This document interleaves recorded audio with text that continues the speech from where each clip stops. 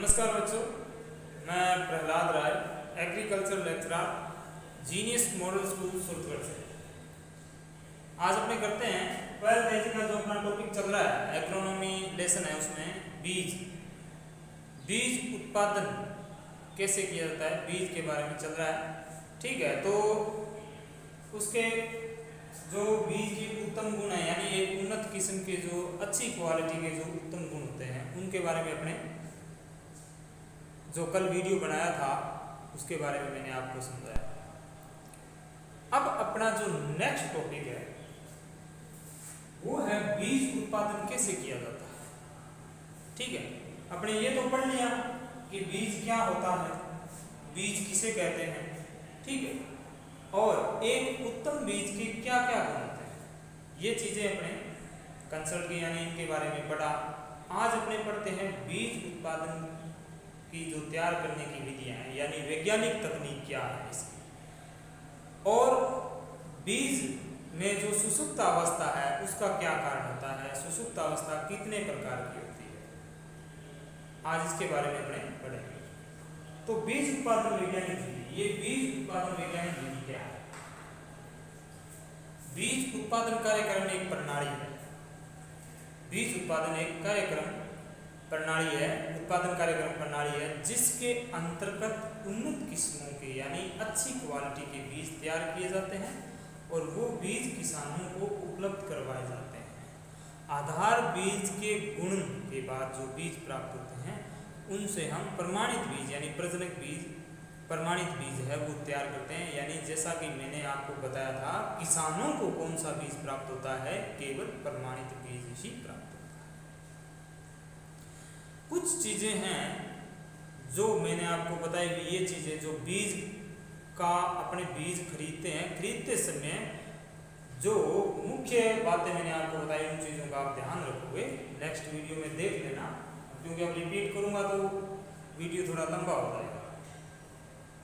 और जो बीज उत्पादन की कुछ वैज्ञानिक तकनीक विधियां हैं, उनके बीज आपसे दूरी रखना, किस फसल में, यानी जैसे गेहूं है, कपास है, हर फसल का बीज उत्पादन करने के लिए उनमें आइसोलेशन डिस्टेंस रखा जाता है। आइसोलेशन डिस्टेंस का मतलब होता है पृथक्करण दूरी, यानी पृथक्करण दूरी, फसलों के बीच में अपने पृथक्करण दूरी रखते हैं ताकि उसकी पैदावार अच्छी हो, उन्हें पोषण अच्छा मिले और वो बीज जो है चमकदार, बड़ा और अच्छा परिपक्व बीज हमें प्राप्त हो। आई बात समझ में? चलो इसके बारे में मैं थोड़ा आपको बता देता हूँ कि वैज्ञानिक विधि तकनीक द्वारा बीज तैयार करते समय कुछ चीजों का ध्यान रखें। उसमें क्या होता है, एक तो आनुवंशिक शुद्धता। ठीक है, आनुवंशिक शुद्धता होनी जरूरी है। इसके अलावा बीजों की उच्च अंकुरण क्षमता, अंकुरण क्षमता भी अच्छी होनी चाहिए। अंकुरण क्षमता, बीजों का पकाव यानी परिपक्व बीज होना चाहिए, पूरा बढ़िया पका हुआ। ठीक है, और इसके अलावा साफ सुथरे, ठीक है, कटे फटे न, टूटे हुए न हो बीज। इसके अलावा एक दो चीजें और है, वो थोड़ा सा पौधे में उसको रोग रहित होनी चाहिए, हैं? रोग रहित होनी चाहिए। ठीक है, यानी बीज उत्पादन करने की जो वैज्ञानिक तकनीकी है। अब बीज उत्पादन कौन सी संस्थाएं करती है ये आपको पता है। जैसे मैंने बताया आपको, विश्वविद्यालय, जो कृषि विश्वविद्यालय, कृषि विज्ञान केंद्र है, या फिर बीज प्रमाणीकरण कोई संस्थाएं हैं, वो बीज उत्पादन करती है। ठीक है, उसी के अंतर्गत क्या है, बीज उत्पादन किया जाता है। इसमें इन चीजों का ध्यान रखा जाता है कि बीज उत्पादन करते समय बीज रोग रहित ना हो, किसी भी प्रकार का उसमें कीट पतंगे वगैरह बीमारी ना हो, आनुवंशिक शुद्धता अच्छी हो। आनुवंशिक शुद्धता यानी साफ सुंदर, जैसा आपने बीज बोया है उसी तरीके का हमें बीज मिले। ठीक है, आनुवंशिक शुद्धता आप समझते हो ना, जेनेटिक। ठीक है, जेनेटिक प्योरिटी होता है, वो उसी के अनुसार होना चाहिए। जैसे बीज अपने अच्छा चमकदार बढ़िया बीज बोया तो फसल को अपने सही समय पे सिंचाई है, शाकनाशी वगैरह डाल के उसका जो बीज है वो पूरा परिपक्व होना चाहिए। और इसके अलावा उस बीज की अंकुरण क्षमता भी अच्छी होनी चाहिए। अंकुरण क्षमता के बारे में मैंने आपको बताया था नहीं, हर बीज की अंकुरण क्षमता अलग अलग होती है, एक जैसी नहीं होती है। अब इसमें क्या है कि अपने बीजों की अच्छी गुणवत्ता रखने के लिए उनके बीच में आइसोलेशन डिस्टेंस यानी पृथक्करण दूरी रखते हैं। वो पृथक्करण दूरियां मैं आपको बता देता हूँ। जैसे गेहूं जो, ठीक है, गेहूं जो जई व धान, जैसे दो चीज़ें देते हैं। गेहूं हो गया, गेहूं ध्यान से देखना इसको, गेहूं जो जई और धान, कितनी फसलों की, गेहूं जो जई व धान 4। अब इनमें आधार बीज तैयार करते हैं, आधार बीज और प्रमाणित बीज। कौन सा? आधार बीज और प्रमाणित बीज। इनके बीच में आइसोलेंस डिस्टेंस बोलते हैं, आइसोलेंस यानी पृथक्करण दूरी कितनी रखते हैं, पृथक्करण दूरी कितनी रखते हैं, यानी कौन सी, जो गेहूं जो जई व धान है जो पिछले, उनके बीच में पृथक्करण दूरी कितने रखते हैं, 3 मीटर की दूरी रखते हैं। पौधे से पौधे की दूरी बीच में 3 मीटर का गैप रखा जाता है। आई बात समझ में? इसी प्रकार आप दूसरा देख लीजिए, जैसे संकर मक्का की इसमें आती है, संकर मक्का और संकुल मक्का अलग अलग होती है। संकर मक्का होती है जो संकर मक्का, संकर मक्का की संकुल, और संकर मक्का है हाइब्रिड होता है संकर, ठीक है। ये इनके बीच में कितनी कितनी दूरी रखते हैं, आधार बीज में 400 रखते हैं और प्रमाणित बीज में 200, ठीक है। आधार बीज में 400 रखते हैं, प्रमाणित बीज में कितनी रखते हैं, 200 रखते हैं, उसकी आधी रखते हैं 200। और इसके अलावा जो संकर मक्का है, ये संकर मक्का की संकुल किस्में हैं। इसके अलावा जो संकर मक्का है इसमें कितनी रखते हैं, इसमें भी अपने 600, इसमें 600 रखते हैं, संकर मक्का में 600 और उसमें 300 यानी आधी कर देते हैं। इसके अलावा जो अपने पास ग्वार है, चना है, ठीक है, ग्वार में 200 रखते हैं, आधार बीज में प्रमाणित बीज में 100 रखते हैं। आई बात समझ में? इसके अलावा चना है उसमें 10 रखते हैं और प्रमाणित बीज में 5 रखते हैं, आधार में 10 रखते हैं। तो ये क्या होती है, इनके बीच में रखी जाने वाली एक आइसोलेशन डिस्टेंस यानी पृथक्करण दूरियां होती है।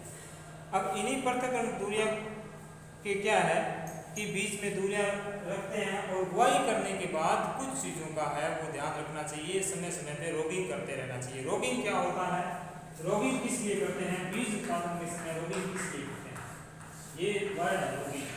रोगिंग, रोगिंग क्या होता है, रोगिंग एक क्रिया है कि बीज उत्पादन के समय अपने उसमें जो अनावश्यक होते हैं फसल के अलावा, जैसे अपने एग्जाम्पल लेते हैं भी, अपने गेहूं का बीज उत्पादन करें, गेहूं का बीज तो उसमें जो अनावश्यक होते हैं उनको उखाड़ के बाहर फेंक देते हैं, खरपतवार है, जैसे एक तरीके का खरपतवार ही निकाल रहा है उसमें से, क्योंकि अपने गेहूं का बीज तैयार कर रहे हैं, यदि उसमें चने का पौधा तो वो एक तरीके का क्या है, खरपतवार ही है, सापेक्ष खरपतवार बोल सकते हैं आप उसको। अब क्या है कि अन्य जो खरपतवारों के पौधे हैं उनको निकाल के बाहर करते थे ताकि किसी भी अन्य फसल का या फिर कोई खरपतवार का बीज उस बीज में मिक्स ना हो जाए, इसीलिए अपने उसमें रोगिंग करते हैं, ठीक है। अब इन चीज़ों का समय समय पे ध्यान रखना चाहिए, समय पे उस पर सिंचाई होनी चाहिए, खरपतवार निकालने के लिए व्यवस्था होनी चाहिए, खरपतवारनाशी, शाकनाशी, ठीक है, कीटनाशी का छिड़काव, रोगग्रस्त पौधे ना हो, ठीक है। इन चीज़ों का ध्यान रखते हुए अपने बीज तैयार करते हैं। आई बात समझ में? ये ज़्यादातर बीज है वो जैसे प्रमाणीकरण संस्थाएं होती है, कृषि विश्वविद्यालय या कृषि विज्ञान केंद्र है, वहाँ पे इन बीजों का क्या है उत्पादन किया जाता है।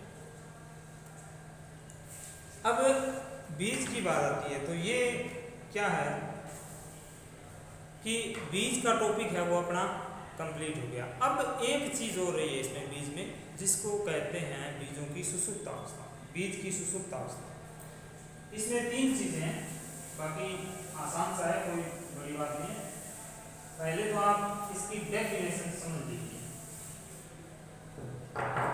बीज की सुसुप्त अवस्था, बीज की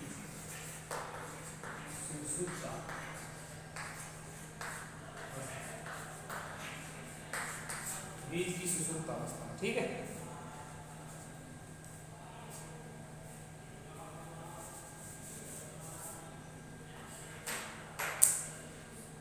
बीज की सुसुप्त अवस्था।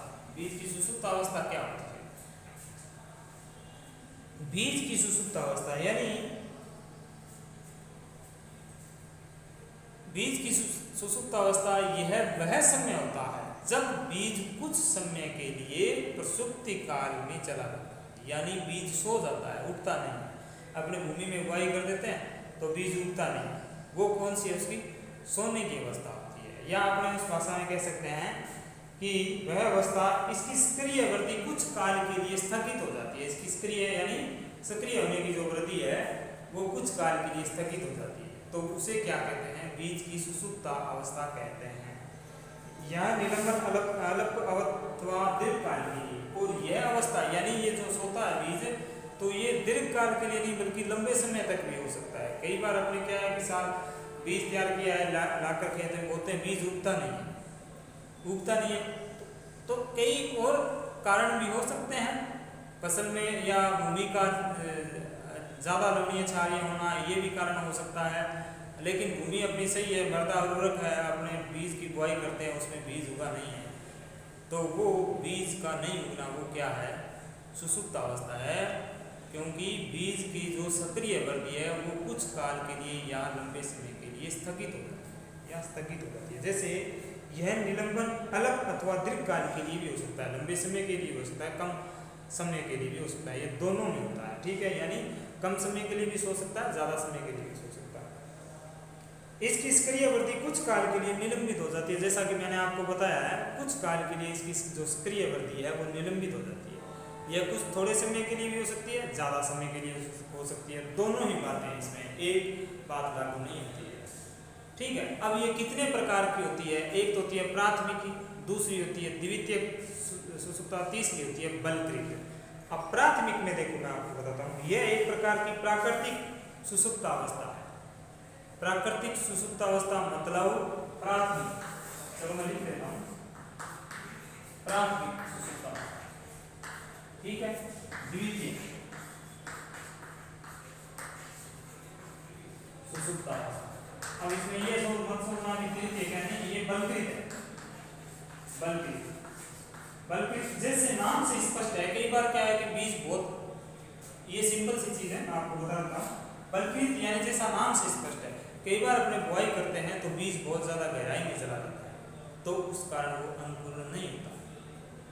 ठीक है, बुआई करते समय बलकृत अवस्था में क्या होता है कि बुआई करते समय बीज बहुत ज़्यादा गहराई में चला जाता है, जिसके कारण उसे उचित ताप, प्रकाश, वायु नहीं मिल पाती है, तो वो बीज अंकुरित नहीं होता। ये होती है बलकृत सुसुप्त अवस्था। प्राथमिक में क्या है?